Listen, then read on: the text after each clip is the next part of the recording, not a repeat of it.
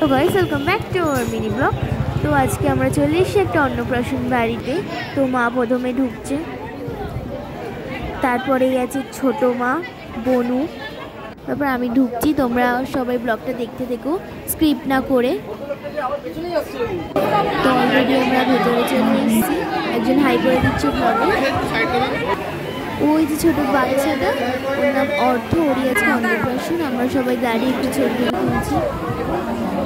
ভাই খেতে বসে গেছে চিকেন স্যাটে নিয়ে, তো আমিও নিয়ে নিচ্ছি স্টার্টারে ফিশ বল আর চিকেন স্যাটে।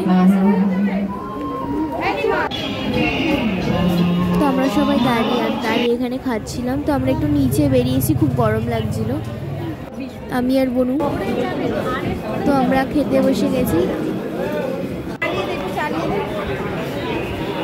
দুটো টেবিল আমাদের লেগেছিল।